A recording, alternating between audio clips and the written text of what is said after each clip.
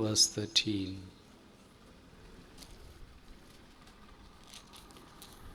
నూట 32వ కీర్తన 13వ వచనాన్ని మనము కలిసి చదువుతాం. యెహోవా సీయోనును ఏర్పరచుకొని ఉన్నాడు, తనకు నివాస స్థలముగా దాన్ని కోరుకొని ఉన్నాడు.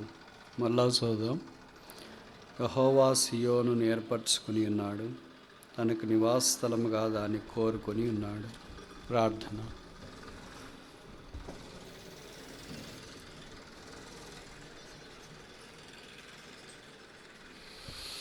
ప్రేమగల తండ్రి, యేసునాథుని నామమున ఈ పాద పద్మములు ఎంత ప్రణతుల్య ప్రణామములు ఆరోపించినట్లు మమ్మల్ని కరుణించి ఆయుష్ అనుగ్రహించి సజీవుల దేశంలోంచిన జీవాధిపతి తల వంచి నమస్కరిస్తున్నాం.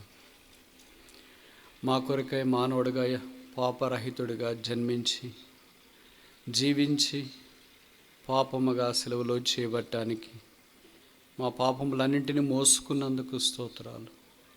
మా అపరాధాలు మోసుకున్నందుకు స్తోత్రాలు. మా కొరకై మీరు శాపముగా సెలవులో చేయబడినందుకు స్తోత్రాలు. మా రోగములన్నీ మీరు భరించినందుకు మీకు వందనములు చెల్లిస్తున్నాము. మీ రక్త ప్రవాహము కొరకై మీకు స్తోత్రములు. మీ పరిశుద్ధమైన అమూల్యమైన నిత్య నిబంధన రక్తము ద్వారా మమ్మల్ని కడిగి పరిశుద్ధపరిచి మీ జనముగా, స్వాస్థ్యముగా, ప్రజలుగా, సంఘముగా మమ్మల్ని చేసినందుకు వందనాలు. మేము ఈ సంఘముగా వృద్ధి పొందినట్లు పరిశుద్ధాత్మ దేవుణ్ణి, పరిశుద్ధ వాక్యమును, పరిశుద్ధుల సహవాసమును, తేజోవాసులైన పరిశుద్ధుల స్వాస్థ్యమును మాకు అనుగ్రహించినందుకు స్తోత్రాలు చెల్లిస్తున్నాము. ఇటు ఏర్పాటు ద్వారా మేము నీ రూపంలోనికి మార్చబడి నీతో పాటు సదాకాలం ఉండాలని సంకల్పించిన దయాపూర్వకమైన ఏర్పాటు కొరకై తల వంచి నమస్కరిస్తున్నాము. ఏమి తెలిసి మీరు మా ఇళ్ళ దయ చూపించినారో మా జీవితం అంతా ఆలోచించినా మేము గ్రహించలేము. ఇది మీ కృపే, ఇది మీ కరుణే, ఇది మీ కనికరమే, ఇది మీ దయే, ఇది మీ జాలే, ఇది మీ మంచితనమే, ఇది మీ విశ్వాసతే, ఇది మీ దొడ్డతనమే, ఇది మీ దైవత్వమే. అందరిని బట్టి మిమ్మల్ని స్తుతిస్తున్నాం. నిన్న సాయంకాలం నుండి ఈ స్థలంలో ఆరంభించబడిన పరిచయ ధర్మమును బట్టి మీకు స్తోత్రాలు. మానవ హద్దబాటులో చేయబడిన పరిచయ నీరు కట్టి ఫలింపచేయండి.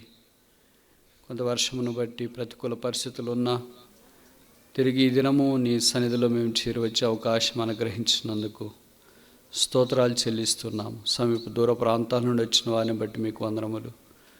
వంటగదిలో ప్రయాసపడుతున్న వారిని బట్టి స్తోత్రాలు. ఆయా కనబడని విభాగాల్లో పనిచేస్తున్న వారందరిని బట్టి స్తుతిస్తున్నాం. గుంటూరు సియోను బట్టి వందనాలు. మీద స్నేహమే గారు జతుకున్న వారిని బట్టి, సియోన్తో ఉన్న అనుబంధ సంఘాలను బట్టి స్తోత్రాలు. బేతెలను కూడా మీరు కరుణించి బేతెల సౌజన్యంలో ఈ కోడికలు ఏర్పాటు చేయడానికి మీరు ఇష్టపడినందుకు వందనాలు. మీద తిమోతి గారు కుటుంబము, స్థానిక సంఘము, చుట్టుపక్కల సంఘాలు, పరిశుద్ధులు, సంఘ పెద్దలు, విశ్వాసులు, దైవ సేవకులను బట్టి వందనాలు. ప్రార్థించి ప్రయాసపడి ఇలాగూ నీ వాక్యము ద్వారా మేము క్షేమం పొందినట్లుగా మీరు మాకు అనుగ్రహించిన తరుణమును బట్టి స్తుతిస్తున్నాము.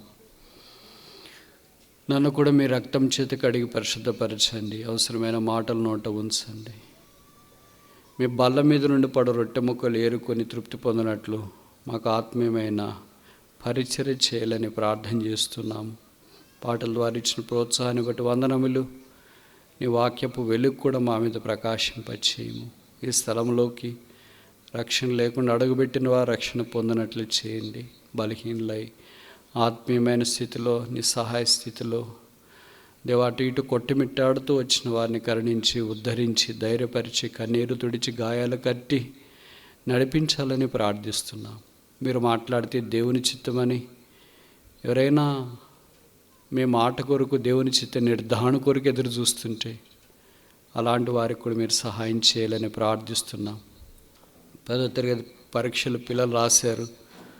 దేవారికి మంచి మార్కులతో పాస్ కాగలిగినట్లు సహాయం చేయండి. అలాగే ఇంటర్మీడియట్ రాసిన వారు మిగతా అకాడమిక్ ఎగ్జామ్స్ రాస్తున్న వారందరి కృప చూపించండి. వారు తలగా ఉంచండి, పైవారు ఉంచండి. పోటీ పరీక్షలు రాస్తున్న వారిని కరుణించి సహాయం చేయండి. వ్యవసాయం చేసుకుంటున్నవారు, కూలి పని, చేతి పని చేసుకుంటున్నవారు, వ్యాపారాలు చేసుకుంటున్నవారు, దైవ సేవలో నిమగ్నమైన వారిని మీరు జ్ఞాపకం చేసుకుని వారికి కూడా అవసరమైన మేలు చేయండి. వివాహాల కొరకు ఎదురు చూస్తున్నవారు, ఉద్యోగాల కొరకు కనిపెట్టుకొని ఉన్నవారు, వివాహం అయ్యండి పిల్లల కొరకు ఎదురు చూస్తున్నవారు, ఉద్యోగాలు చేస్తూ ట్రాన్స్ఫర్స్ కొరకు, ప్రమోషన్స్ కొరకు, రీలొకేషన్ కొరకు ఎదురు చూస్తున్న వారికి మీరు సహాయం చేయవలసిందిగా ప్రార్థిస్తున్నాం. వ్యాపారాలు చేస్తున్న వారిని కూడా మీరు కరుణించండి. చేతి పని చేసుకుంటున్న వారిని జ్ఞాపకం చేసుకుని దైవ సేవలో నిమగ్నమై ఈ ద్రాక్ష తోటలో కూలివారి వలె పనిచేస్తున్న వారిని కూడా మీరు బలపరిచి 30 అంతలు 60 అంతలు 100 అంతలుగా వారి పరిచయను ఆశీర్వదించమని ప్రార్థిస్తున్నాం. ఇలాగ మీ రక్తం చేత కొనబడిన ప్రజల మధ్యలో నేను కూడా ఉండనట్లు నాకు అనుగ్రహించిన తరుణం కొరకే మీకు స్తోత్రాలు. మీ ప్రజల ప్రార్థన భూమి మీద నిలువబడి వారికి ప్రీతికరమైన పరిచర్య చేయనట్లు మీరే సామర్థ్యము, కృప అనుగ్రహించండి. నన్ను మీ రక్తం చేతి కడిగి పరిశుద్ధపరచండి. ఆన్లైన్లో జాయిన్ అయిన వారిని బట్టి కూడా మీకు స్తోత్రాలు. మీ ప్రజల యొక్క అల్పులైన వారి పాదాలు కడగటానికి కూడా యోగ్యత లేని నాకు ఇచ్చిన కృప కొరకే మీకు స్తోత్రాలు. మా సమయం ఆశీర్వాదకరంగా మీరు చేయమని యేసు ప్రభువు నామమున స్తుతించి ప్రార్థిస్తున్నాము తండ్రి. ఆమెన్.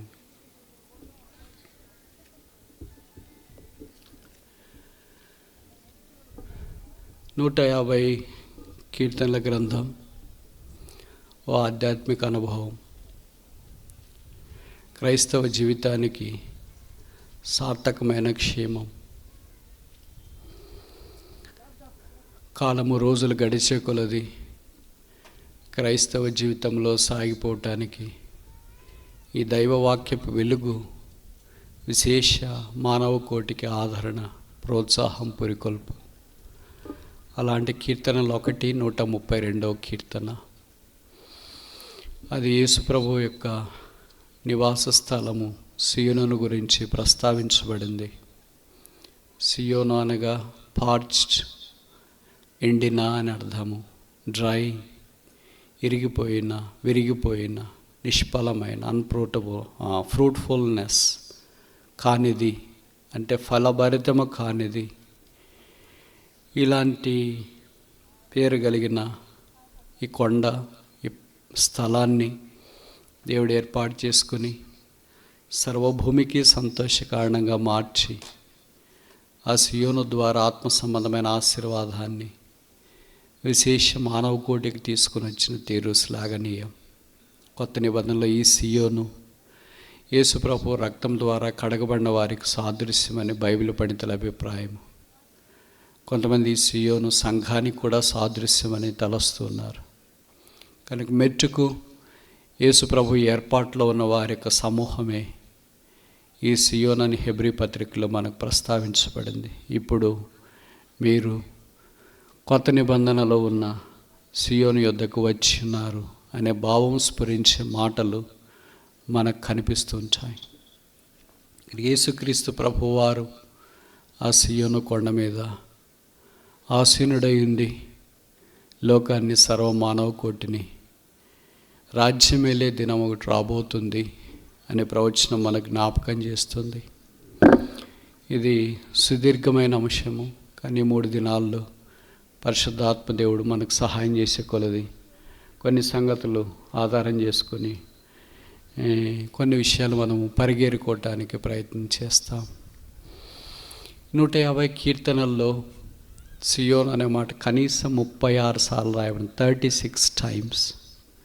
మీలో కొంతమందికి పరిచయం అనుకుంటా. సియోన్ అనే మాట బైబిల్లో ఎక్కువసార్లు రాయబడిన పుస్తకం యెషయా గ్రంథం.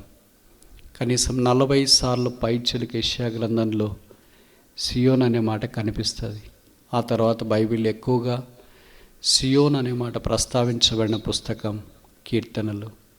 ఈ కీర్తనల్లో కనీసం 5 కీర్తనలు ఈ సియోన్ యొక్క వైభవాన్ని గురించి విస్తారంగా, స్థూలంగా, వివరంగా గ్రంథస్థం చేసిన తీరు బైబిల్ పరిచయం ఉన్న విద్యార్థి లోకానికి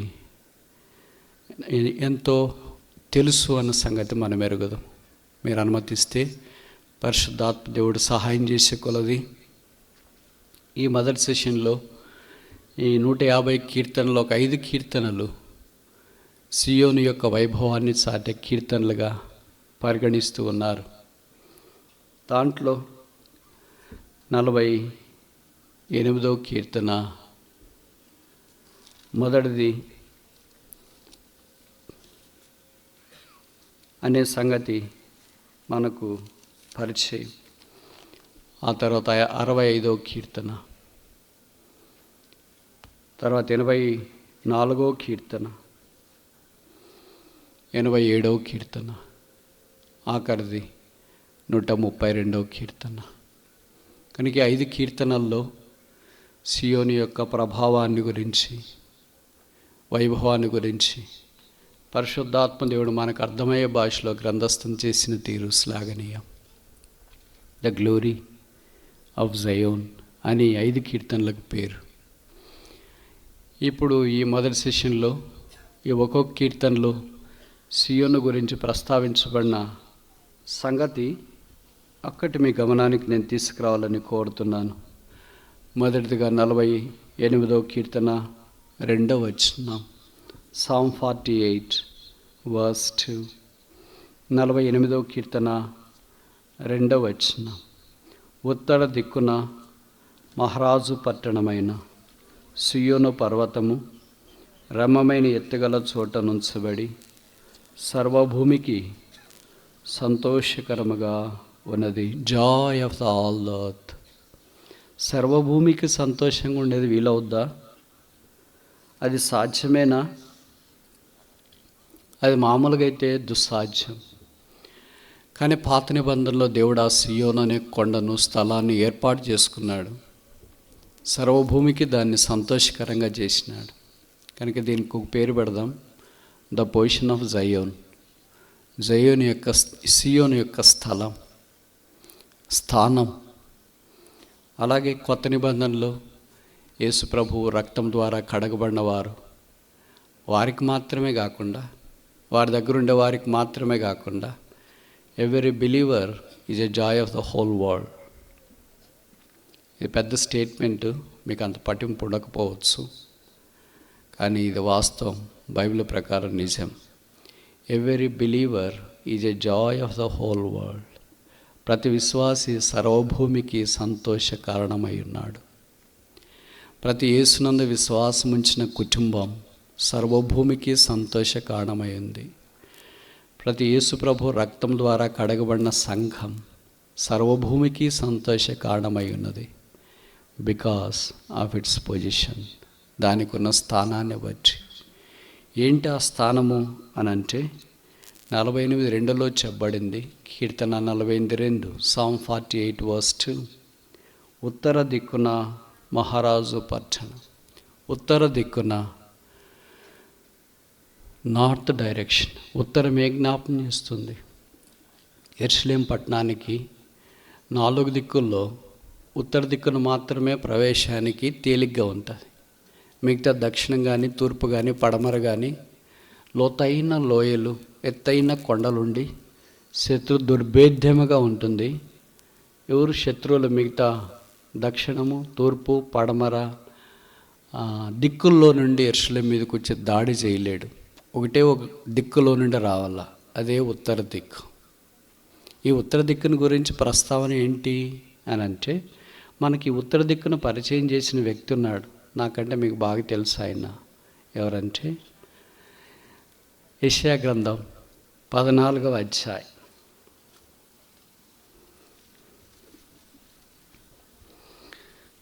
13వ వచనం. యెషయా గ్రంథం 14:13. Isaiah chapter 14 verse 13. యెషయా 14:13. నేను ఆకాశంలోకి ఎక్కిపోయేదను, దేవుని నక్షత్రములకు పైగా నా సింహాసనమును హెచ్చింతును. చదవండి. ఉత్తర దిక్కుననున్న ఈయనెవరు? పైన రాసినారు వేకువ చుక్కని, పైన రాశారు తేజో నక్షత్రం అని, పైన రాసినారు మనకి లూసిఫర్ అని. కానీ ఈయన అనుకున్నాడు, నేను నేను నేను నేను అంతా నేనే, నేను తప్ప ఎవరు లేదు. ప్రతి ఒక విశ్వాసి ఇలాగ నేనే అని తలస్తే that is the spirit of Lucifer. అది లూసిఫర్ యొక్క ఆత్మ. నేను కాదు క్రీస్తు అనంటే పరిశుద్ధాత్మ. పౌలుకి లూసిఫర్కి ఎంత తేడా ఉంది చూడండి. లూసిఫర్ ఏమన్నాడంటే నేనే ఎక్కుతా, నేనే కూర్చుంటా, నన్ను నేను హెచ్చించుకుంటా, అంతా నేనే చేస్తా, నేను తప్ప ఎవరు లేరు. ఆ ఊరంటే నా పేరే గుర్తు రావాలి, ఆ స్థలం అంటే నా పేరే గుర్తు రావాలి, ఆ మందిరం అంటే నా పేరే గుర్తు రావాలి, అంతా నేనే. అది లూసిఫర్ ఆత్మ. ఇప్పుడు పౌల ఆత్మ లేదా యేసుక్రీస్తు ఆత్మ ఏంటంటే గలతీ 2:20 చూస్తాం కదా, I'm crucified with Christ, at not I but Christ liveth in me. నేను క్రీస్తు కూడా సిలువ వేయబడి ఉన్నాను, ఇక జీవించేవాడను నేను కాను. మరి ఎవరు? క్రీస్తే, క్రైస్ట్. కనుక నేను కాదు క్రీస్తు, అది క్రీస్తు యొక్క మనస్సు. ఇప్పుడు ఈ ఉత్తర దిక్కు ఏ జ్ఞాపం చేస్తుందంటే దేవుని సభాపర్వతాన్ని జ్ఞాపం చేస్తుంది. ఆయన ఉత్తర దిక్కును ఆసీనుడై ఉన్నాడు. ఆయన దిక్కులో నుండి సాతానుడు దాడి చేయటానికి ప్రయత్నం చేస్తూ ఉన్నాడు. ప్రభుకు స్తోత్రాలు. ఆ దిక్కున అనేక ఉత్తరము పై దిక్కు దైవత్వాన్ని మనకు జ్ఞాపం చేస్తుంది. దాన్నే సాతాను దొంగలించాలని ప్రయత్నం చేస్తాడు. దేవత్వం యొక్క సర్వ పరిపూర్ణత క్రీస్తు యేసునందు గుప్తమై ఉన్నది. ఆ సభాపర్వతం మీదకి ఈయన ఎక్కి కూర్చోవాలనుకుంటాడు. కింద కూర్చుంటే మనిషినికి ఎందుకో తృప్తి లేదు. ఆ సభాపర్వతం మీద కూర్చోవాలనుకున్నాడు ఈ లూసిఫర్. ఆ కారణం చేత ఉన్న స్థానం కూడా పోగొట్టుకున్నాడు. త్రోసివేయబడ్డాడని మనకు పరిచయం. కనుక ఉత్తర దిక్కున మహారాజు పట్టణం అది. ఆ రాజు అక్కడ కూర్చుంటాడు. ఆ ఉత్తర దిక్కున సాతానికి స్థలం లేదు. ఉత్తర దిక్కున సాతాను ప్రవేశించలేడు. వాడు కూల్చివేయబడ్డాడు, వాడు త్రోసివేయబడ్డాడు. ఈ మధ్యాహ్నం ఇంకెవరైనా యేసుని అంగీకరించకుండా ఉంటే, పాప క్షమాపణ, మారమనసు పొందకుండా ఉంటే, నేను, నా జీవితం, నా చదువు, నా డబ్బు, నా కులం, నా ప్రాంతం, నా వాడిని, నాకు సంబంధించింది అంతా నాలోనే ఉంటే, ఓ దినాన నా అనేది బహుశా కూల్చివేయబడుతుందేమో, దానికి అంతం అనేది వస్తుందేమో. నా అనేది పరలోక రాజ్యానికి చేర్చలేదు. అందుకే యేసు ప్రభు వారు మానవుడిగా ఈ భూమి మీదకి దిగి వచ్చినాడు. ఆయన పరిశుద్ధుడిగా జన్మించినాడు, పరిశుద్ధుడిగా జీవించినాడు. పరిశుద్ధుడిగానే శిలువ మీదకి వెళ్ళటానికి మునుపు గెత్సేమనే తోటలోనికి వెళ్ళి ఇలాగ ప్రార్థన చేసినాడు. Not my will but thy will. నా చిత్తం కాదు, మీ చిత్తమే. యేసు తన చిత్తాన్ని తండ్రికి అప్పగించుకున్నాడు. అదే మనకు సిలువను జ్ఞాపకం చేస్తుంది. కనుక ఈ ఉదయకాలం లేదా మధ్యాహ్నం యేసును నువ్వు అంగీకరిస్తే నీ జీవితం మార్చబడుతుంది. నువ్వు సర్వభూమికి సంతోష కారణంగా ఉంటావు. Joy of the whole world, delight of the whole world. ఇది మనకు అసలు మైండ్ బ్లోయింగ్ తెలుసా. మామూలుగా మనం ఏమనుకుంటామంటే నాకు నేనే బరువు, నేను ఇంటికి కూడా బరువు, మా స్నేహితులకు బరువు, మా బంధువులకు బరువు, మా ఇరుగు పొరుగు వారికి బరువు, మా కుటుంబానికి బరువు, అందరికీ భూమికి కూడా నేనే బరువు అయ్యాను, ధరణికి కూడా బరువు అయిపోయాను అని అనుకున్న ఈ మానవుణ్ణి ఆ బరువు తీసివేయట కొరకాయి యేసుప్రభు ఈ భూమి మీదకి వచ్చినాడు. అందుకే బైబిల్లో రాయబడింది, ప్రయాసపడి భారం మోసుకుంటున్న సమస్త జనులారా. ఏం మోసుకున్నారు? భారం మోసుకున్నారు. ఎంత భారం మోసుకున్నారు? వారు మొయ్యలేనంత భారాన్ని మోసుకున్నారు. వారు చుట్టూన్న వాళ్ళు కూడా మొయ్యలేనంత భారాన్ని వారు మోసుకున్నారు. ఆ భారం అంతా ఒకే ఒక వ్యక్తి మాత్రమే మోయగలడు. ఆయన పేరే యేసుక్రీస్తు ప్రభువు. ఆ పాప భారాన్ని మోయటానికి పరిశుద్ధుడైన యేసు మానవాకారాన్ని భూమి మీదకి వచ్చినాడు. ఆయన తల మీద ముళ్ళ కిరీటం, ముఖమంతా ఉమ్మి, దేహం మీద కూడా దెబ్బలు, ప్రక్కలో బల్లెపోటు, ఆ శిలువలో రక్త ప్రవాహము రోత హృదయాన్ని కడగటానికి చిందించాడు. యేసు రక్త ప్రవాహము ప్రతి మానవుని యొక్క పాపాన్ని కడిగి పరిశుద్ధపరుస్తుంది. నీవు ఇంతదాకా నెమ్మది లేకుండా, సమాధానం లేకుండా, సంతోషం లేకుండా జీవితంలో కొట్టిమిట్టాడుతుంటే, ఎవరికి నీ వల్ల ఉపయోగం లేదని నీవు తలస్తుంటే, ఈ మధ్యాహ్నం లేదు ఈ ఉదయం ప్రభువైన యేసునందు విశ్వాసం ఉంచి పాప క్షమాపణ పొందు. సంతోషం నీది, సమాధానం నీది, ఆనందము నీది, పాప క్షమాపణ నీది, భారం తొలగించబట్ట నీది, సువాసనతో వ్యాపించట నీది, పరలోక రాజ్యం నీది. దేవుని రాజ్యంలో నువ్వు పాలు పొందడానికి అవకాశం ఉంటుంది. వాయిదా వేయొద్దు. పర్వాలేదులే అనుకోవద్దు, చూస్తాంలే అని అనుకోవద్దు. సర్వభూమికి సంతోష కారణంగా ఎడార్లాంటి దాన్ని, ఎండిన దాన్ని, నిరాకరించబడిన స్థలాన్ని, తృణీకరించబడిన సియోను లాంటి దాన్ని దేవుడు సిద్ధం చేశాడు. పొజిషన్ ఆఫ్ జయోన్, సియోన్ యొక్క స్థానం. అలాగే నిన్ను కూడా యేసుక్రీస్తు ప్రభువులో సర్వభూమికి సంతోషంగా చేయాలని కోరుతున్నాడు. ప్రభుని యేసునందు విశ్వాసం ఉంచుము, అప్పుడు నీవును నీ ఇంటి వారిను రక్షణ పొందేదరు. రెండోది చూస్తామా? కీర్తన 65:1, Psalm 65:1. దేవా, సియోనులో మౌనంగా ఉండుట నీకు స్తుతి చెల్లించుటే నీకు మ్రొక్కుబడి చెల్లింపవలసినది. 1వ వరుసలో చెల్లించుట అనే దగ్గర ఒకటేసి తెలుగు బైబిల్లో రాశారు. పాఠాంతరము స్తుతి నీకు తగి ఉన్నది. కనుక రెండవది ప్రైజ్ ఇన్ ద జయోన్, సియోనులో స్తుతి. ఇది దావీదు కీర్తన అని పైన సూపర్ స్క్రిప్ట్ రాశారు. దావీదు దేవుణ్ణి సంబోధించే తీరే వేరుగా ఉంటుంది. ఆ తీరే మన హృదయాన్ని తాకుతుంది, మెల్ట్ చేస్తుంది, కరిగిపోయేటట్టు చేస్తుంది. హృదయాన్ని వెన్నపూస వలె కరిగిపోయేటట్టుగా చేస్తుంది.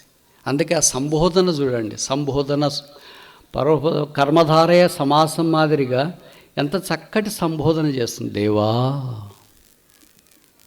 ఎప్పుడైనా ఇలాంటి సంబోధన మన ప్రార్థనలో వచ్చిందా? మనం ప్రార్థన చేయటానికి, ఆరాధించడానికి నోరు తెరిస్తే పక్కన వాళ్ళకి నిద్ర వస్తుంది. మీకు తెలుసో తెలియదో కానీ విశ్వాసుల మందిరాల్లో ఎక్కువ మంచి కంఫర్టబుల్గా నిద్రపోయే సమయం ఏంటి? పాటలు పాడేదా, వాకింగ్ చెప్పేదా, సండే క్లాస్ ర్యాలీలోనా, యూత్ మీటింగ్లోనా, సాక్ష్యం చెప్పేటప్పుడా? ఎప్పుడు? ఎంత కరెక్ట్గా ఎట్లా చెప్తున్నారు మీరు? ఆదివారం ఆరాధనకు వచ్చినప్పుడు బయట ఎక్కడ నిద్ర రాని వాళ్ళు, నిద్ర మాత్రలు కొని వేసుకున్న వాళ్ళు కూడా, నిద్ర వచ్చే మాత్రలు వేసుకున్న వాళ్ళు కూడా వాళ్ళ ఇంట్లో నిద్ర రాదు. కానీ ఆరాధన సమయంలో ఆరాధనకు వచ్చిన తర్వాత వేరే వాళ్ళు ఆరాధన చేస్తుంటే వాళ్ళకి తెలియకుండా నిద్ర వస్తుంది. ఆరాధన ముగించే సమయంలో కూడా సేవకుడు మనం లేచి నిలబడి పాటలు పాడుతూ ఉంటే పక్కన వాళ్ళు లేకపోతే పక్కన వాళ్ళు తట్టలేపుతుంటారు. ఆరాధన అయిపోయింది బ్రదర్. విచిత్రమైన సంగతి ఏంటంటే,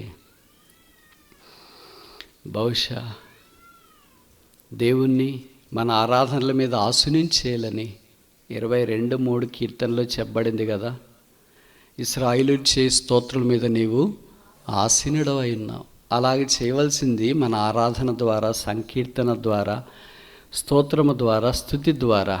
కానీ విచిత్రం ఏంటంటే మన పక్కనున్న వారికి కూడా అది వినసొంపుగా లేకుండా పోయిందేమో, అది జోలపాటు పాడినట్లుందేమో. అందుకే చాలామంది ఆ నిద్రావస్థలోకి జారిపోతున్నారంటే తప్పు కాదేమో. మనకు దేవునితో ఉన్న సంబంధం లైవ్ రిలేషన్షిప్ అంట. ఆ పదాలు ఒకటే, మనం వాడేది వాళ్ళ వాడేది. ఆ వాడే వారికి ఉన్న సంబంధాన్ని బట్టి అది బలంగా పనిచేస్తుంది. దేవా నువ్వంటావు, నేనంటాం, అందరూ అంటాం. కానీ దావీదు వాడిన తర్వాత ఎవరు వాడాలన్నా కష్టమే, ఎవరు వాడాలన్నా అంత బలంగా కనిపించిందంటే తప్పు కాదేమో.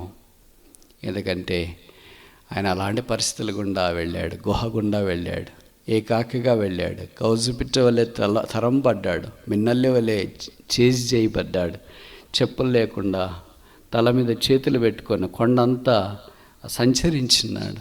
ఏకాకిగా మార్చబడి గుడ్ల గువ్వబలే బాతు దైవ సాన్నిధ్యంలో ఏకాకిగా దేవునికి సమీపముగా మార్చబడుతూ వచ్చినాడు. ఆ పరిస్థితిలో దేవా మౌనంగా ఉండట. ఎందుకు మౌనంగా ఉన్నాడు? కొంతమంది ఈ వాక్యాన్ని వాళ్ళు తప్పుగా అర్థం చేసుకుంటారు, తప్పుగా తలంచడానికి కూడా ప్రయత్నం చేస్తారు. మనం ఊరికే మందిరంకి వెళ్ళి మౌనంగా ఉండేస్తే స్తుతి చెల్లించినట్లేనండి, కనుక మనం వెళ్ళి మౌనంగా ఉండేసి వస్తాం. అది కాదు దాని అర్థం.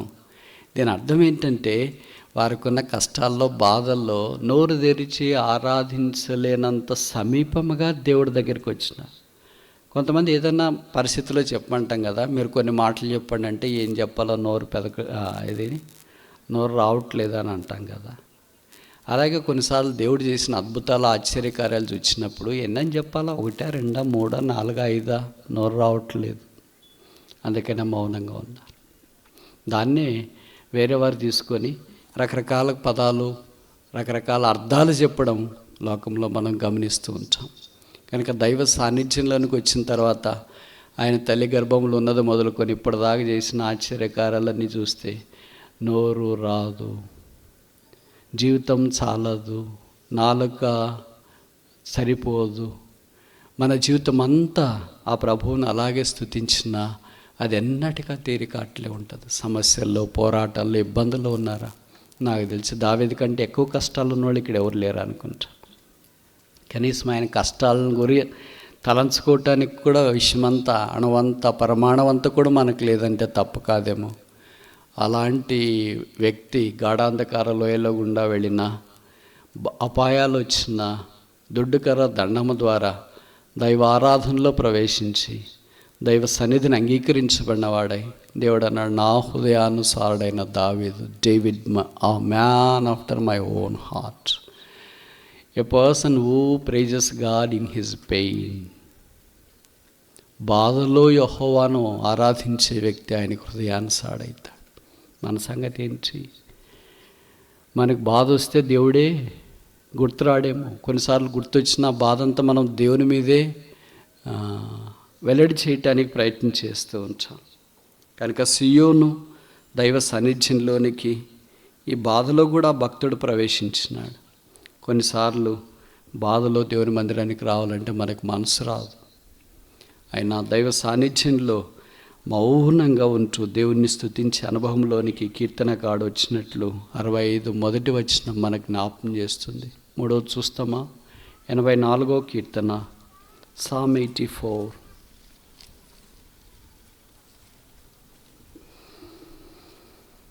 ఏడవ వచనం, Psalm 84 verse 7. 84వ కీర్తన 7వ వచనం, Psalm 84 verse 7. వారు నానాటికి బలాభివృద్ధి నొందుచు ప్రయాణము చేయుదురు, వారిలో ప్రతి వాడును సియోనులో దేవుని సన్నిధిని సియోనులో దేవుని సన్నిధి, the presence of God in జయోన్. సియోనులో దైవ సాన్నిధ్యం. ఎవరు వారు అని 4వ వచనం నుండి, వారు నిత్యము నిన్ను స్తుతించెదరు, వారు బాకాలోయలో పడుదురు. 7వ వచనం, వారు నానాటికి అభివృద్ధి పొందుదురు, వారిలో ప్రతివాడు. కనుక ఈ వారు ఎవరు అని అంటే 4వ వచనం జవాబు మనకి ఇస్తుంది. బైబిల్ ఎంత అందమైందంటే ప్రశ్నలు అక్కడే ఉంటాయి, ఎతికే వారికి జవాబులు కూడా అక్కడే ఉంటాయి. This is not just a question bank. ఇదేదో క్వశ్చన్ బ్యాంక్ మాత్రమే కాదు, జవాబులు కూడా ఇందులో ప్రస్తావించబడ్డాయి. ఏంటి వారెవరు అని అంటే 4వ వచనం, నీ మందిరమునందు నివసించువారు. వారు దైవ సాన్నిధ్యంలోనికి రావటానికి ఇష్టపడేవారు, ఆయన పాదాల దగ్గర కూర్చుండేవారు. ఆయనే మనకు నివాస స్థలం. బైబిల్లో రాయబడింది కదా, దేవాలయం కంటే గొప్పవాడు ఇక్కడ ఉన్నాడు.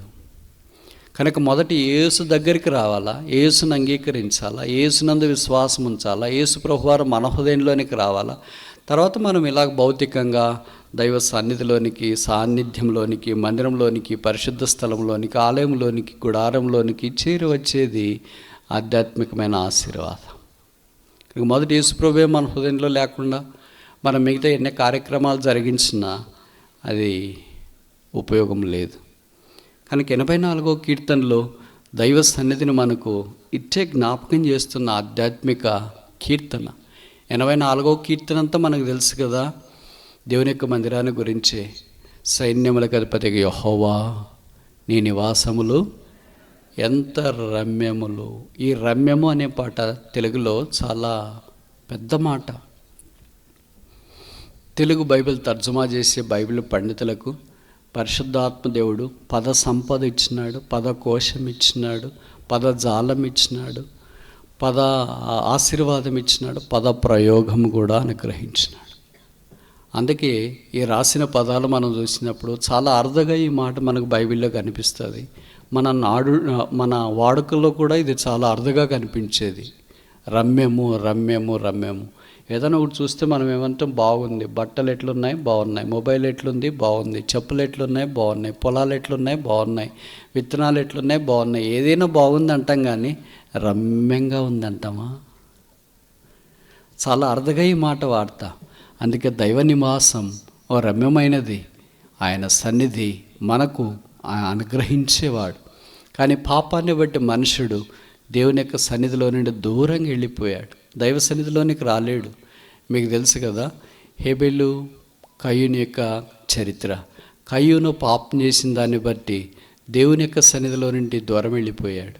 ఆదాం పాపం చేసిన దాన్ని బట్టి దేవుని సన్నిధిలో నుండి దూరం వెళ్ళిపోయాడు. A person who sins cannot enter into the presence of God. దైవ సాన్నిధ్యంలోనికి పాపంలో కొనసాగుతున్న వ్యక్తి ప్రవేశించలేడు. ఎందుకంటే పాపము దైవ సన్నిధిని చేరదు. ఆ రెండు భిన్నమైన ధృవాలు, అవి రెండు సింక్ కావు, ఆ రెండు ఒక దగ్గర ఉండవు. అందుకే పరిశుద్ధత కలిగి ఉండి, బైబిల్లో రాయబడింది కదా, పరిశుద్ధాలంకారములు ధరించుకొని యెహోవా సన్నిధిలో ప్రవేశించండి, ఆయన్ని ఆరాధించండి. అలాంటి ఆరాధన లేకపోతే అలాంటి దైవ సాన్నిధ్యము క్రైస్తవ జీవితానికి చాలా ప్రాముఖ్యమని మనకు జ్ఞాపకం చేయబడుతుంది.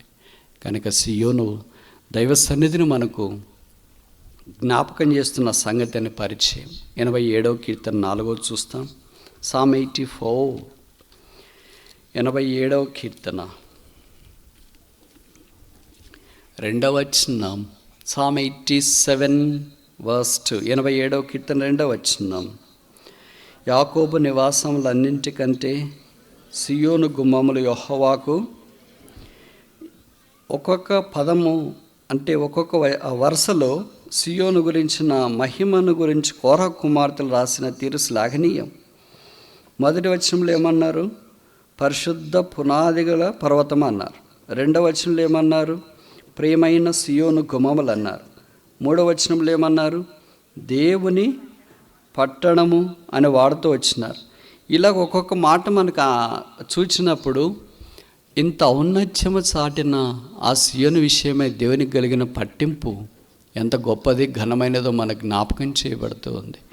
కనుక నేను మాట్లాడే లేదా ఈ దినం నుండి ఆదివారం దాకా మాట్లాడే సియోన్ అనేది ఒక స్థలం కాదు. సియోన్ అనేది ఇశ్రాయేలులో ఉన్న ఒక స్థలాన్ని గురించి మనం మాట్లాడట్లేదు. ప్రస్తుత కాలంలో యేసు ప్రభు రక్తం ద్వారా కడగబడి ఏర్పాటు చేయబడిన ఒక వ్యక్తిని గురించి, యేసు రక్తం ద్వారా కడగబడిన కుటుంబాన్ని గురించి, యేసు రక్తం ద్వారా కడగబడిన సంఘాన్ని గురించి మన యొక్క ప్రస్తావన. కనుక అది మీరు బాగా గుర్తుపెట్టుకోవాలి. సియోన్ అనే దగ్గర కనిపించిన దగ్గరంతా మన పేరు, మన కుటుంబము, మనం చేరి వస్తున్న స్థానిక సంఘము అనేది ప్రతిక్షేపించుకొనుట, సబ్స్టిట్యూట్ చేసుకొనుట చాలా అవసరమైన సంగతి. ఇక్కడ సియోన్ ఏమన్నాడు? దేవుని పట్టణమైనది, సిటీ ఆఫ్ గాడ్. చాలా పట్టణాలు చూసింటారు కదా, ఒక్కొక్క పట్టణానికి ఒక్కొక్క పేరు ఉంటుంది. మీ పట్టణానికి ఏం పేరు ఉంది చెప్పండి? ఒక్కొక్క పట్టణానికి ఒక్కొక్క పేరు ఉంది కదా. పోర్ట్ సిటీ అంటారు విశాఖపట్నానికి, బందరు, కాకినాడ, ఇలా ఒక్కొక్క దానికి ఒక్కొక్క పేరు ఉంటుంది. మీరు పేరు చెప్తారా నేను చెప్పాలా? కల్చరల్ సిటీ అంటారు చెన్నై పట్టణానికి, హైటెక్ సిటీ అంటారు బెంగళూరుకి, గార్డెన్ సిటీ అంటారు బెంగళూరుని, హైటెక్ సిటీ అంటారు హైదరాబాద్ని, బిజినెస్ సిటీ అంటారు బాంబేని, క్యాపిటల్ సిటీ అంటారు ఢిల్లీని, గుంటూరుని ఏమంటారు? మిరపకాయల సిటీనా? మిర్చి, దట్స్ ట్రూ. నేను ఎప్పుడూ విన్నా ఆసియాలో హైయెస్ట్ మిర్చి ప్రొడక్షన్ గుంటూరులోనే ఉండొస్తుంది. తర్వాత మిర్చి అయినా కాటన్ అయినా బహుశా ఇలాంటిది ఏదైనా వచ్చినా గుంటూరులో నుండే వస్తుందని అనుకోవచ్చు. ఎక్కువ అదేంటి స్టోరేజ్ సెంటర్స్ ఉన్న సిటీ అని కూడా అనుకోవచ్చు, కోల్డ్ స్టోరేజ్లు ఉన్న సిటీ అని కూడా అనుకోవచ్చు.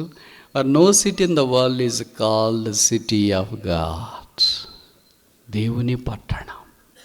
ఇది కాటన్ సిటీ అనొచ్చేమో, మిర్చి సిటీ అనొచ్చేమో, కోల్డ్ స్టోరేజ్ ఉన్న సిటీ అనొచ్చేమో, హైఫై సిటీ అనొచ్చేమో, business city. You can name it any city in this world by any name, but not on the name of God. దైవ పేరట ఒక పట్టణానికి పెట్టబడ్డ అసంభవం. అందుకే యేసుక్రీస్తు ప్రభు యందు విశ్వాసం ఉంచిన వ్యక్తి ఒక ఇల్లు కాదు, ఇంటి నంబర్ ఏంటి, వీధేంటి కాదు, యు ఆర్ ఏ సిటీ. నువ్వు ఒక పట్టణం. పట్టణం అంటే ఒకే వ్యక్తే ఉండడు, ఒకే ఇల్లే ఉండదు, ఒకే వీధే ఉండదు, కుడి ఎడమలు ఎరగని పట్టణమని నినివేను గురించిన ప్రస్తావన వాక్యంలో మనం చూస్తూ ఉన్నాం.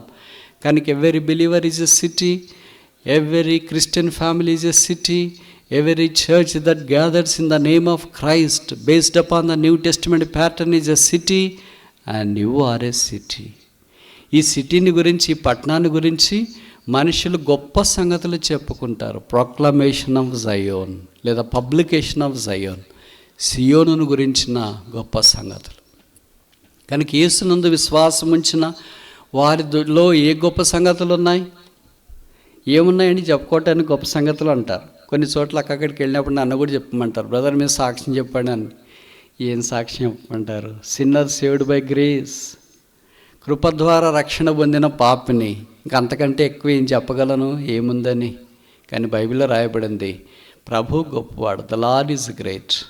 గొప్పవాడు ఏం చేస్తాడంటే గొప్ప కార్యాలే చేస్తాడు. అందుకే లూకాసు వార్తలో గెరాసేనుల దేశంలో దయ్యం బట్టి బాధపడుతున్న ఒక దగ్గరికి యేసుప్రభు వచ్చి వాని దయ్యాలు వెళ్ళగొట్టిన తర్వాత, వాని సంఖ్యలు తెంచబడిన తర్వాత, వాటి సమాధిలో నుండి బయటకు, అంటే సమాధుల తోటలో నుండి ఆ చుట్టుపక్కల ప్రాంతాల్లో నుండి బయటకు వచ్చిన తర్వాత వస్త్రాలు ధరించుకున్నవాడే స్వేచ్ఛగుండి యేసుప్రభు పాదాల దగ్గర కూర్చుండి యేసుప్రభుకు ఒక మనవి చేసినాడయ్యా, నేను కూడా మీతో పాటు వచ్చేస్తా అని.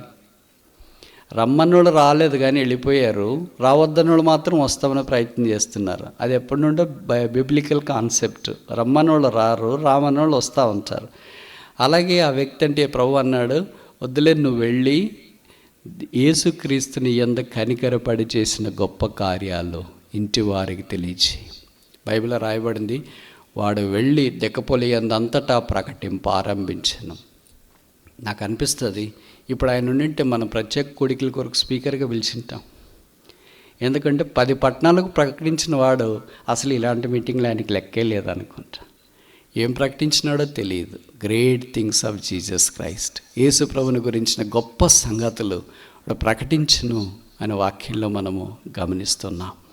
యెహోవా సియోనును తనకు నివాసస్థలం ఉండనట్లు ఏర్పరచుకొని ఉన్నాడు. ఇప్పటిదాకా 4 కీర్తనలు చూసినాం. మొదటిదేంటి?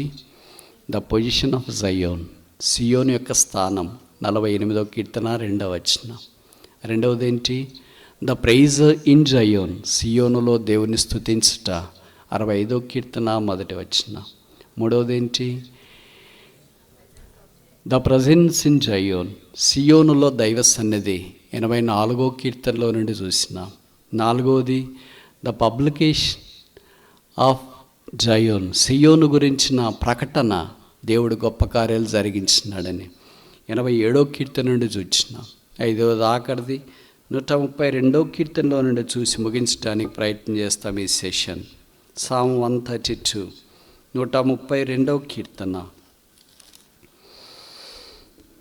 132వ కీర్తన 13వ వచనం.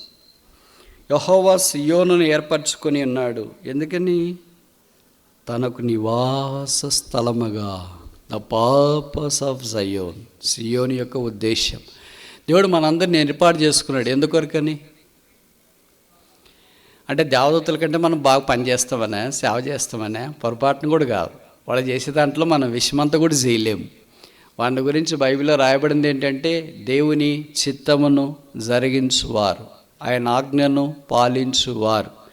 దేవుడు ఏం చెప్తే అది తూచా తప్పకుండా చేసేవాళ్ళని దేవదూతలు అని అంటారు. మన మధ్యలో కాదు, మన మధ్యలో వాళ్ళు ఉండరు. ఎందుకంటే దేవుడు ఏం చెప్తే దానికి 180 డిగ్రీలు ఆపోజిట్గా చేసేవాళ్ళు ఎక్కడుంటారు? ఎవరు వాళ్ళు? ఎవరు లేరా ఇక్కడ? మనమే, నేనే. దేవుడు ఆదాముతో, ఆదామా ఈ నిషేధించబడిన చెట్టు ఫలములు తినొద్దు అని అంటే మనకేమనిపిస్తుంది? తినాలి. అబ్బా, అంత కరెక్ట్గా ఎట్లా చెప్తున్నారు? అక్కడికి వెళ్ళొద్దు అంటే మనకేమనిపిస్తుంది? వెళ్ళాలి. ఇది ఈ పని చేయొద్దు అని అంటే ఏమనిపిస్తుంది? ఇట్లా మాట్లాడొద్దు అంటే మనకేమనిపిస్తుంది? మాట్లాడాలి. వాళ్ళని దూషించొద్దు అంటే మనకేమనిపిస్తుంది? దూషణ ఏంటి, ఒకేసారి చూసి వస్తా ఒకసారి. So what a failed person is a man. మనుషుడు ఎంతగా పడిపోయాడు. దేవదూతలు అలా కాదు. దేవదూతను పిలిచి, గాబ్రియేలు, ఇక్కడ ఉన్నాను ప్రభువా, వెళ్ళి కన్యకైన మరియా గర్భం ధరించి కుమారుని కట్టది యేసని పేరు చెట్టి. మీరు అడ్రస్ తప్ప చెప్తున్నారు ఏంటండి? పెళ్ళైన వాళ్ళ దగ్గరికి వెళ్ళి మీరు కుమారుని కంటారంటే వాళ్ళు బాగా సంతోషంగా స్వీకరిస్తారు, కానీ మీరు చెప్పేది కన్యకైన మరియా గర్భం ధరించి కుమారుని కంటదా? మనమైతే ఏమనుకుంటే ఏజ్ ఎక్కువైంది, వాళ్ళు ఏమేమో మాట్లాడుతున్నారు అని అనుకుంటామేమో. ఆ మాటను గాబ్రియేలు దూత తీసుకుని వెళ్ళి వారికి ప్రకటించిన సంగతి మనకు పరిచయం. దయాప్రాప్తురాలా నీకు శుభం. అది ఎవరు చెప్పలేరు. అందుకని మీకు తెలుసో తెలీదో గాబ్రియేలు దూత కొన్ని నిర్దిష్టమైన సమయాల్లో మాత్రమే కనిపిస్తాడు. అది ప్రపంచ చరిత్రలో అరుదుగా జరిగేటప్పుడు.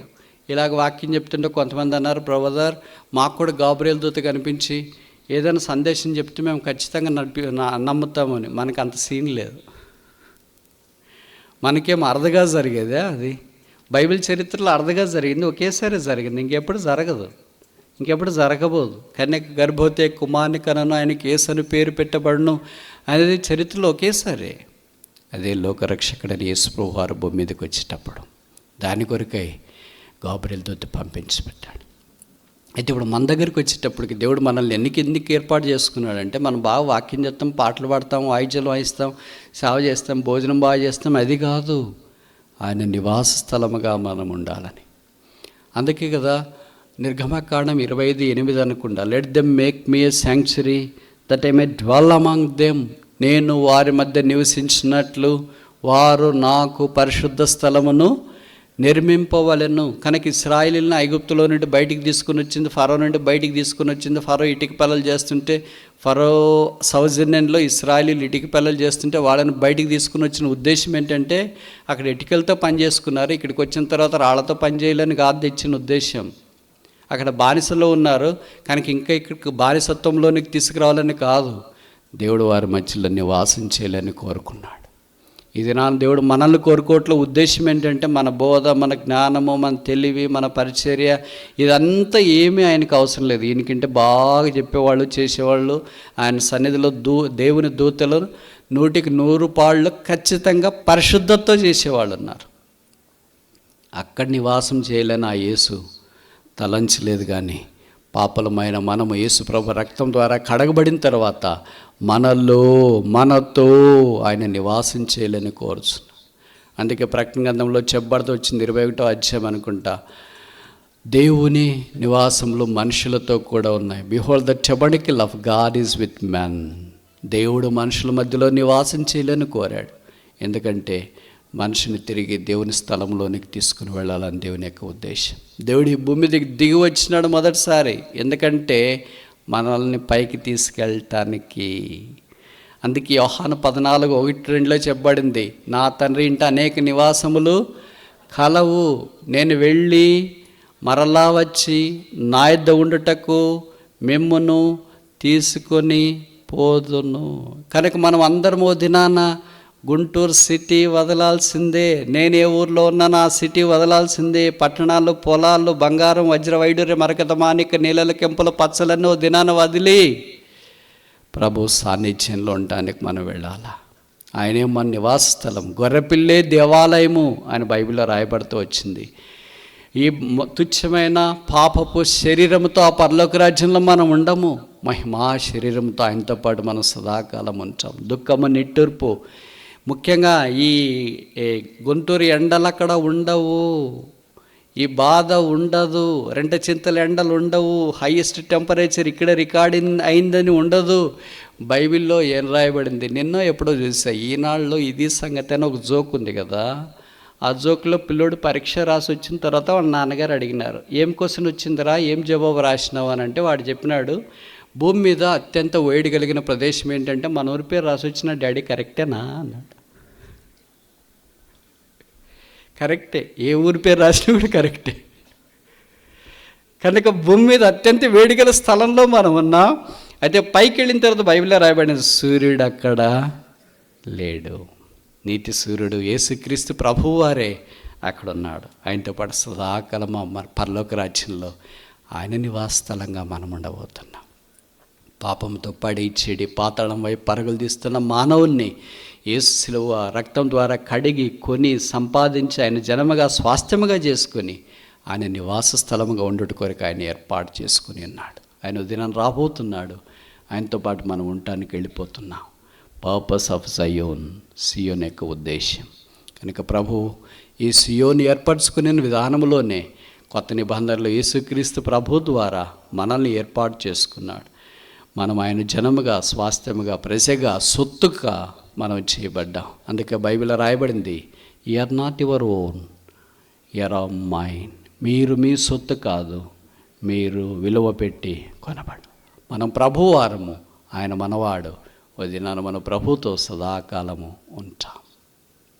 యెహోవా సియోనును తనకు నివాసస్థలం ఉండుట కొరకై ఏర్పరచుకొని ఉన్నాడు. ప్రార్థన.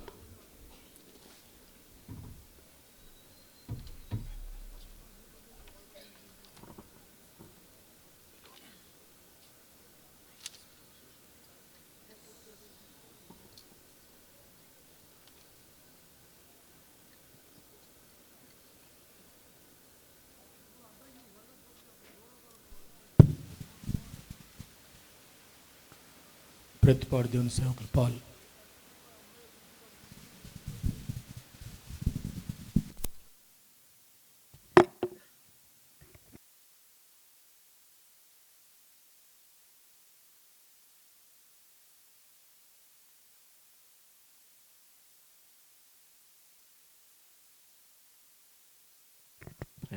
దయచేసి కళ్ళు మూసుకోవాలని మనం చేస్తుంటున్నాం.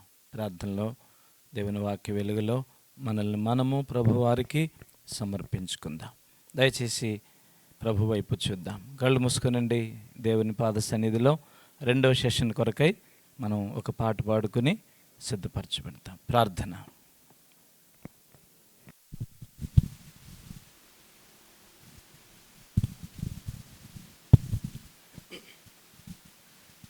ప్రార్థన. పరలోకముందున్న మా తండ్రి, పరిశుద్ధుడైన దేవ, జీవం కలిగిన తండ్రి, మహిమ కలిగిన దేవ, సర్వశక్తిమంతుడా, సర్వాధికారి, సమస్తమునకు ఆధారభూతుడా, సర్వోన్నతుడా, శ్రీమంతుడా, అద్వితీయ సత్యదేవ, మహత్యమును ఆధిపత్యమును అధికారం కలిగిన దేవ, మీకు వందనాలు, స్తోత్రాలు, స్తుతి స్తోత్రాలు, కృతజ్ఞతా స్తోత్రాలు. ప్రభా, మిమ్మల్ని మహింపరుస్తున్నాం, ఆరాధిస్తున్నాం, పూజిస్తున్నాం. ప్రభా, కొనియాడిపాడి కీర్తిస్తున్నాం. ఈ సంవత్సరం కూడా మా జీవితాల్లో మీరు అనుగ్రహిస్తూ వచ్చిన ప్రభా కృపను బట్టి, కనికరాన్ని బట్టి, దయను బట్టి, వాక్శల్తను బట్టి మీకు వందనాలు, స్తోత్రాలు. ప్రభా తండ్రి, అదే రీతిగా మరి ప్రభా తండ్రి బేతెల్లో మీరు అనుగ్రహిస్తూ వచ్చిన ప్రభా తండ్రి ప్రత్యేక మరి కోడికలను బట్టి వందనాలు. ప్రభా యానివర్సరీ సందర్భంగా ఏర్పాటు చేయబడిన కోడికలను బట్టి స్తుతిస్తున్నాం. ప్రభా రాత్రి కాలం నుండి ప్రభు మీరు జరిగిస్తూ వస్తున్న ఈ పరిచర్య అంతను బట్టి వందనాలు. రాత్రి కాలం నీ దాసుడు ప్రభు నెహెమ్యా ప్రభా తండ్రి మీరు బలపరిచి వాడుకునే దాన్ని బట్టి స్తుతిస్తున్నాం. ఈ దినం కూడా ప్రభు రెండో దినం నీ దాసుడు ప్రభా జయరాజన్ను ప్రభు మీరు తీసుకొచ్చుకొని ప్రభా తండ్రి ఈ రీతిగా ప్రభా మీరు నీ వాక్యం ద్వారా మీరు మాట్లాడుతూ వచ్చిన నీ మాటలు బట్టి వందనాలు. ప్రభు అవును, ఇచ్చిన అంశాన్ని బట్టి స్తుతిస్తున్నాం. ప్రభా ఈ చివరి దినాల్లో ఆత్మీయంగా ఓ ప్రభా మేము ఎట్లా భూమి మీద మరి సంతోష కారణముగా ఉండాలని ప్రభా నువ్వు కోరుతూ వస్తున్నావు. ఆ రీతిగానే ప్రభా తండ్రి మరి యెహోవా సియోనును సర్వభూమికి సంతోష కారణముగా ఉండుటకు ఆయన ఏర్పాటు చేసుకున్నారన్న నీ వాక్యం ద్వారా మీరు మాట్లాడుతూ వచ్చిన 5 విషయాలను బట్టి వందనాలు. అవును ప్రభా, మేము సంతోష కారణముగా ఉండాలంటే మొట్టమొదట ప్రభా తండ్రి యేసు ప్రభు దగ్గరికి రావాలి. నేను నా లేకపోతే తండ్రి లూసిఫర్ యొక్క ఆత్మ మా జీవితాల్లో పాపం, అపవిత్రత, చెడుగు లోకములో ప్రభా తండ్రి రకరకాలైన ఓ దేవా తండ్రి అవిధేయత, తిరుగుబాటు, లోబడిన తత్వం ఇవన్నీ కూడా ప్రభా తండ్రి సిలువ దగ్గర యేసు ప్రభు దగ్గర ఆయన రక్తములో మేము కడుక్కొని రక్షణ పొందాలని, ఆ రక్షణ ద్వారే ప్రభా మరి సర్వభూమికి సంతోష కారణంగా ఉంటామని ప్రభా మీరు మాట్లాడుతూ వచ్చిన విధానం బట్టి వందనాలు. ఓ ప్రభా, ఇంకెవరైతే రక్షణ లేదో, మారుమనసు లేదో, పాపక్షమాపణ లేదో, బాప్తిస్మ యొక్క అనుభూతికి లేదో దేవా తండ్రి ఇంకా వారి జీవితాల్లో పాపం, ఓ ప్రభా లోకం, రకరకాలైన ప్రభా చెడుగులో జీవిస్తున్నారు. వారందరినీ మీరు జ్ఞాపకం చేసుకోండి, రక్షించండి. ఆ కలవరి శిలువ దగ్గరకు, ఆ యేసు ప్రభు దగ్గరకు ఆ రక్తం దగ్గరికి రావడానికి సహాయపడండి. ఆ రక్తంలో పాపాలు కడుక్కోవటానికి సహాయపడండి. లేకపోతే నరకం, అగ్నిగుండం, పాతాళం, బహుభయంకరమైన పరిస్థితి, దాని నుంచి తప్పించబడటానికి కృప చూపండి. రెండవదిగా ప్రభా తండ్రి నైనా బాధల్లో, కష్టాల్లో, సమస్యల్లో, రకరకాలైన పరిస్థితుల్లో మౌనంగా ఉండగా ఆ రీతిగా దావీదు ఏ రీతిగా దేవుని స్తుతిస్తూ వచ్చాడు, ఆరాధిస్తూ వచ్చాడు, గణపరుస్తూ వచ్చాడు, మహింపరుస్తూ వచ్చాడు. ఈనాడు మా జీవితాల్లో మేము కూడా దేవా అప్పుడే సర్వభూమికి సంతోష కారణంగా ఉంటామని ప్రభు మీరు మాట్లాడుతూ వచ్చారు. రకరకాలైన పరిస్థితులు, ప్రతికూల పరిస్థితులు, ఎన్నెన్నో బాధలు, కష్టాలు, శ్రమలు అయినా ప్రభు వీటిల్లో నేను ఆరాధించే బిడ్డలుగా, గణపరిచే బిడ్డలుగా, స్తుతించే బిడ్డలుగా ఓ ప్రభా మేము ఉండాలని మీరు మాట్లాడుతూ వచ్చారు. అందరి బట్టి కొందనాలు ప్రభా. ఆ రీతిగా మమ్మల్ని సిద్ధం చేయండి ఆయన, మమ్మల్ని సిద్ధపరచండి ప్రభా తండ్రిని, కృపానుగ్రహించండి, సహాయం చేయండి. మూడవదిగా ప్రభా తండ్రి మరి సియోనులో దేవుని సన్నిధానం ప్రభా, దేవుని మందిరంలో ఎవరైతే నివసిస్తారో, దేవుని మందిరంలో ఎవరైతే ప్రభా తండ్రి నాయన నివాసం చేస్తుంటారో, మందిరం యొక్క స్థానం ఆ రీతిగా ప్రభా అయ్యా తండ్రి మందిరాన్ని విడవకుండా అట్లా ప్రభా మందిరం యొక్క అనుభవంలో ఉంటారు, వారే తండ్రి సంతోష కారణముగా ఉంటారని మాట్లాడుతూ వచ్చారు. అవును ప్రభు, ఈ చివరి దినాల్లో దేవుని మందిరం ఎంత ప్రశస్తమైనదో, విలువైనదో ఓ ప్రభా తండ్రి, ఆ విలువ ప్రభా ప్రశస్తను ఎరిగి దేవుని మందిరాన్ని విడవకుండా దేవుని మందిరాన్ని హత్తుకొని దేవుని మందిరంలో ప్రభా తండ్రి మేము ఆ రీతిగా గడపటానికే సహాయపడండి, కార్యం జరిగించండి. నాలుగోదిగా ప్రభా తండ్రి నిజమే మీరు మాట్లాడుతూ వచ్చారు, సియోను ఏ రీతిగా ప్రకటించేదిగా ఉన్నదో. అవును ప్రభా, యేసు ప్రభువారిని, ఆయన గుణగణాలు, ఆయన లక్షణాలు, యేసు ప్రభువారి యొక్క ఓ ప్రభా తండ్రి సువార్త మేము ప్రకటించేవారంగా ప్రభా ఉండుటకు సహాయపడండి, వాళ్ళు బలపరచండి అయ్యా తండ్రి. మా జీవితాలు ప్రభా ఆ రీతిగా తండ్రి భూమి మీద ఉన్నంతకాలం నేను ప్రకటించేవారంగా ప్రభా మమ్మల్ని సిద్ధపరచవలసిగా ప్రార్థన చేస్తున్నాం. అప్పుడే సంతోష కారణముగా ఉంటామని మీరు మాట్లాడుతూ వచ్చి నీ మాటలు బట్టి కొందనాలు. ఐదవదిగా ప్రభా తండ్రి సియోనును ఆయన ఏర్పాటు చేసుకునేనో రాబడింది. అవును ప్రభా, భూమి మీద ప్రభా తండ్రి మమ్మలను ప్రభా తండ్రి మీరు ఏర్పాటు చేసుకున్నారు. చివరి వరకు, అంతం వరకు దేవా తండ్రి నీకు నివాస స్థానముగా మేము ఉండినట్లు ప్రభా మీరే సహాయపడండి, కార్యం జరిగించండి ప్రభా. ఈ ఐదంతుల అనుభవాల్లో ఓ ప్రభా ఆత్మీయంగా మేము ఎదుగుతూ ప్రభా నీ రాకడికి ఎదురు చూసేవారంగా మీరే సహాయపడండి ప్రభా. ఫస్ట్ సెక్షన్లో సహాయపడుతూ వచ్చారు, సెకండ్ సెక్షన్లో కూడా జ్ఞాపకం చేసుకోండి. ఆ రీతిగా ప్రభా తండ్రి నాయన సాయంకాలం రేపు దినం ఇట్లా ప్రభా జరిగే అయ్యా కోడికలన్నింటిలో కూడా సహాయపడండి ప్రభా. ఇక్కడ నీ దాసుడు తిమోతన్న ఆ రీతిగా తండ్రి కుటుంబ బిడ్డలు ఈ రీతిగా సేవ ఇక్కడ ఉన్న బాధ్యత సంఘం అందరి బట్టి నీకు వందనాలు. రాగలిగిన దైవ సేవకులు, విశ్వాసులు అందరి బట్టి నీకు స్తుతిస్తూ వందన స్తోత్రాలు చెల్లిస్తూ ఎంతో నమ్మదగిన దేవుడిగా ఉండి మీరు ప్రభా తండ్రి ఫస్ట్ సెక్షన్లో నీ బిడ్డలైన మాతో మాట్లాడుతూ వచ్చిన ప్రతి మాటను బట్టి వందనాలు ప్రభా తండ్రి. నీ కృపకు అప్పగించుకుంటూ ఘనత మహిమ ప్రభ ఆరోపిస్తూ దుష్టుడు సాతాను బంధిస్తూ యేసుక్రీస్తు వారి శ్రేష్టమైన నామములో ప్రార్థించి స్తుతించి వేడుకుంటున్నాము తండ్రి, ఆమేన్.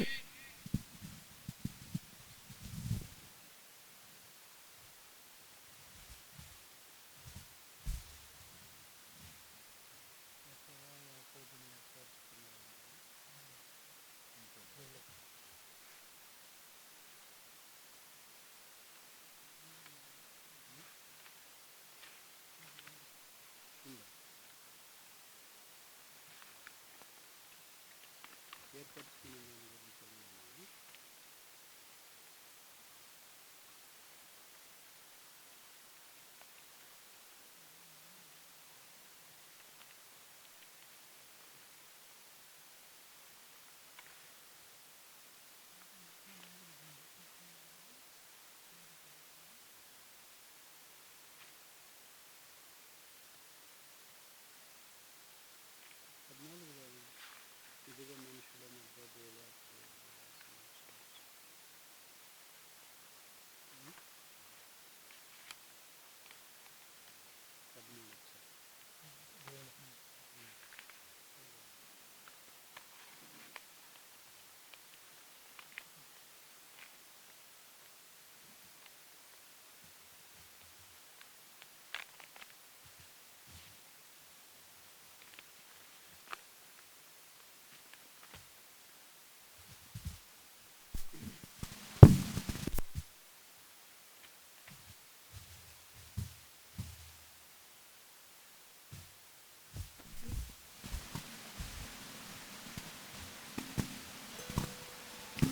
పాటల ప్రతిలో నుండి పాట సంఖ్య 13, దేవుని మహిమా మందిరం.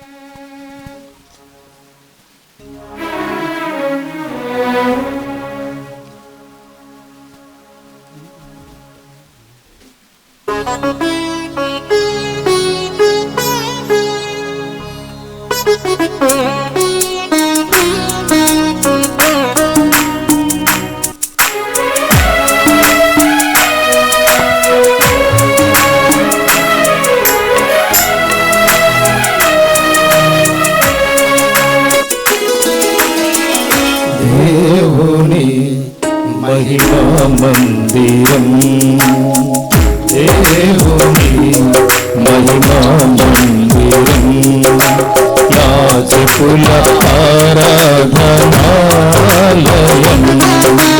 యాజకుల ఆరాధనాలయం, దేవుని మహిమా మందిరం, దేవుని మహిమా మందిరం.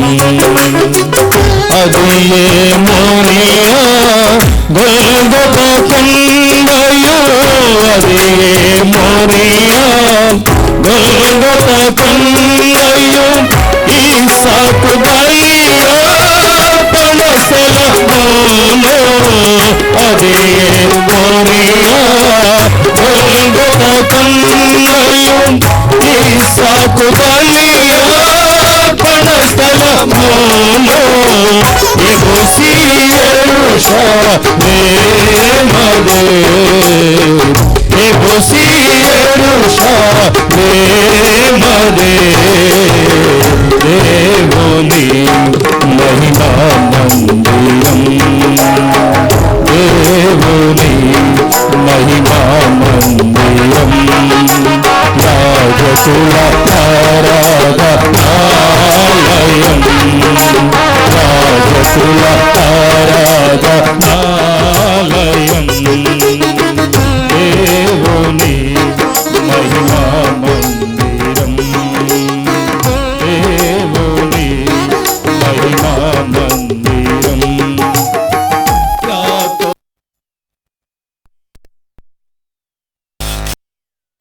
యాకోబు ఫలిస్తుని నివాసమదియే, ఆ స్థలమెంతో భీతిగొప్పనది, యాకోబు ఫలిస్తుని నివాసమదియే, ఆ స్థలమెంతో భీతిగొప్పనది, పరలోకపు గవి నీయదే, పరలోకపు గవి నీయదే, దేవుని మహిమా మందిరం, దేవుని మహిమా మందిరం, యాజకుల ఆరాధనాలయం,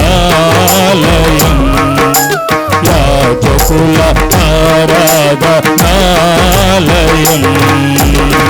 దేవుని మహిమా మందిరం, దేవుని మహిమా మందిరం.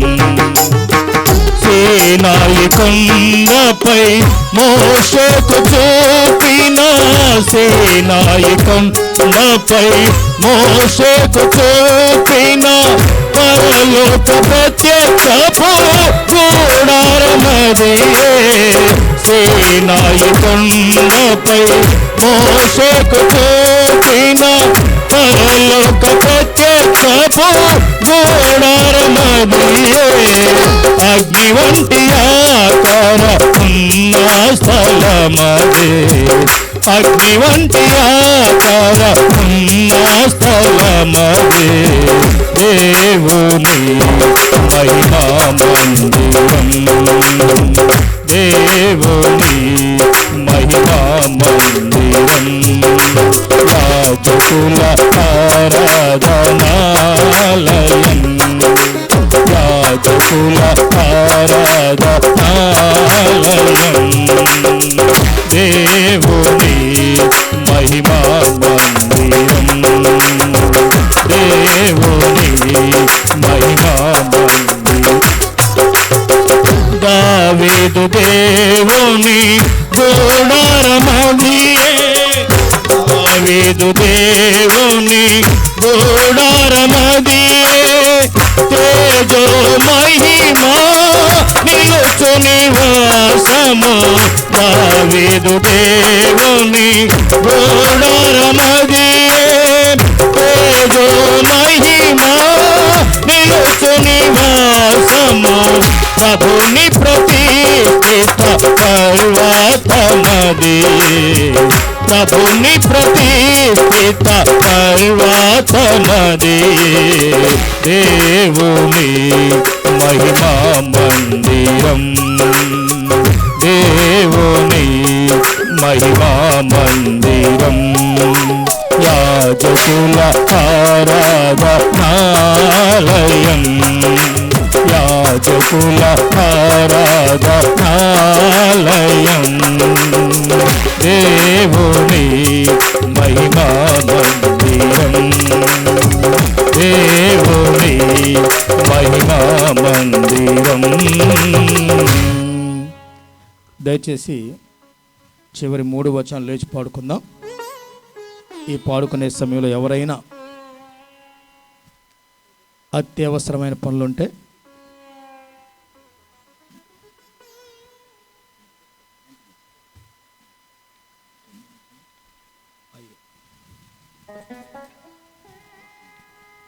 లేచి నిలబడి పాడుకుందాం.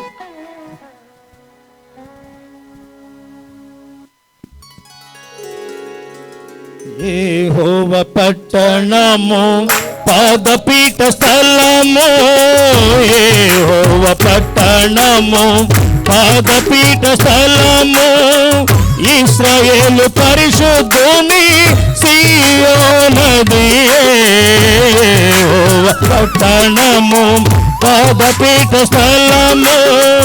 ఇశ్రాయేలు పరిశుద్ధుని సీయోనది, చిగురు మహిమలో క్షణమగునచట, చిగురు మహిమలో క్షణమగునచట. దేవుని మహిమా మందిరం, దేవుని మహిమా మందిరం. యాజకుల ఆరాధనాలయం,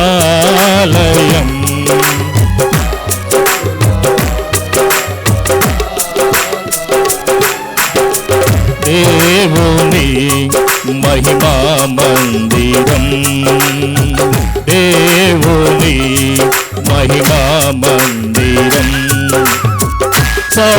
సజీవరాళ్లతో నిర్మించబడుచున్న, సజీవరాళ్లతో నిర్మించబడుచున్న యేసుని మానస మందిరమదియే, సజీవరాళ్లతో నిర్మించబడుచున్న యేసుని మానస మందిరమదియే.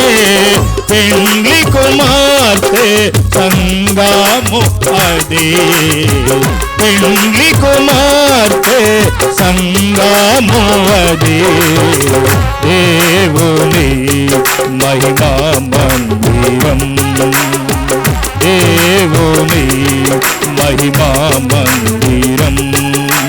యాజకుల ఆరాధనాలయం, యాజకుల ఆరాధనాలయం,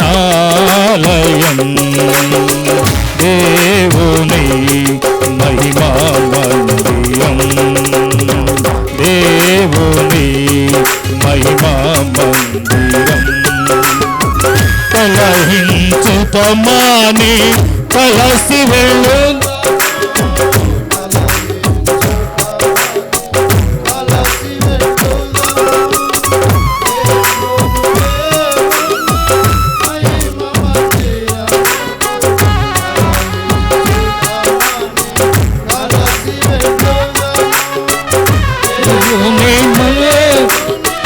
మహిమ మందిరముకు మన దుఃఖ దినములు సమాప్తమగును.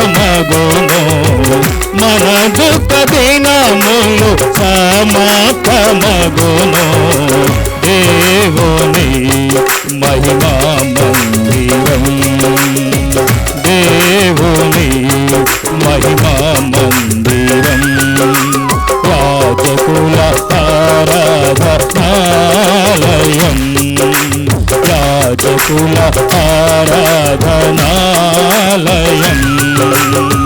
దేవుని మహిమా మందిరం, దేవుని మహిమా మందిరం.